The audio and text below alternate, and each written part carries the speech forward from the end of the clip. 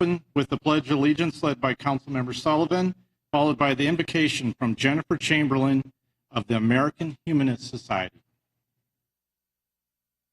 Pledge allegiance to the flag of the United States of America and to the republic for which it stands, one nation, under God, indivisible, with liberty and justice for all.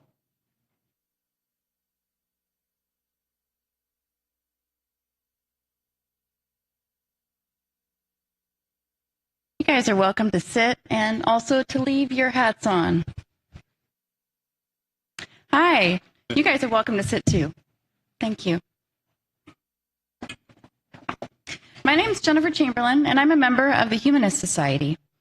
The principles of humanism include helping others, concern for our environment, meeting in community with others of like mind, making connections, and probably the hardest of all, growing by connection with others who hold diverse beliefs, and building a legacy that makes our world a better place. So thank you, Bremerton City Council, for the opportunity to open your session today in this secular invocation. I understand it's the first of our kind here, so thank you for the opportunity again.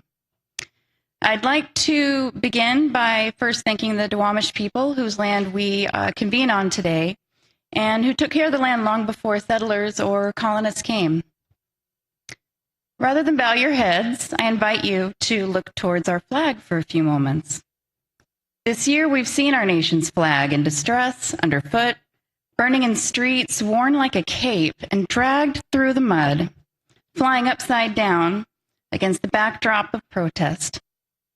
Yet here in this hallowed hall, that flag sits sacred and unfettered. We can look at that flag and know that this space is one that exists to create harmony by the principles of democracy, despite the complexity of serving our diversity. The motto of our great nation is E pluribus unum, out of many, one. We come together here and offer our stories as your constituents, and you're charged with coming together in a consensus that benefits our city, in a consensus that cares for our most fragile and most marginalized individuals, while at the same time representing the interests of the majority. In a time when the tenets of science are under attack, we are also learning through neuroscience that one's proclivity to be conservative or liberal might just lie in our inherited brain structures. These discoveries make it even more important to recognize that our perspectives are driven by nature and must be nurtured and honored. That we must process each perspective and story to find the new story that reflects our shared values as humans. E pluribus unum is your charge, and it's your privilege, and I appreciate it, and thank you. I invite you to use your charge and your privilege in a way that honors not only the voices of those you hear from your constituents, but also the voices you know are silenced by fear. This Saturday, April 22nd, is Earth Day. To the Council and to the public, I invite you to participate in an activity that honors our Earth. We do, after all, live in the most beautiful state in the nation, so please enjoy it. Some folks like to do art projects with recycled materials. Some folks like to take part in park cleanup efforts. You might just want to find a nice park in Kitsap County. We have so many to choose from, and take an appreciative and meditative walk. Personally, I'll be with my fellowship at the March for Science in Seattle on Earth Day. I'd like to close by reading a favorite poem of mine.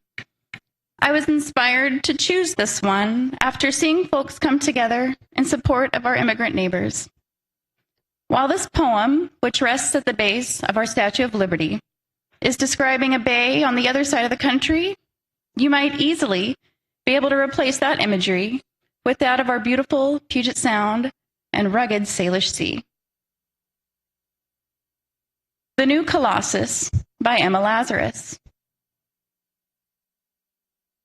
Not like the brazen giant of Greek fame, with conquering limbs astride, from land to land, here at our sea-washed sunset gates shall stand a mighty woman with a torch whose flame is the imprisoned lightning and her name. mother of exiles, from her beacon hand, glows worldwide welcome, her mild eyes command. The air-bridged harbor that twin cities frame. Keep ancient lands, your storied pomp, she cries, with silent lips, give me your tired, your poor, your huddled masses yearning to breathe free, the wretched refuse of your teeming shore. Send these, the homeless, tempest-tossed to me. I lift my lamp beside the golden door.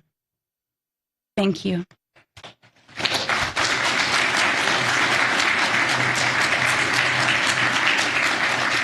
Thank you, Ms. Chamberlain, and thank you, Councilor Sullivan. And yes, that was our first secular invocation. So, thank you.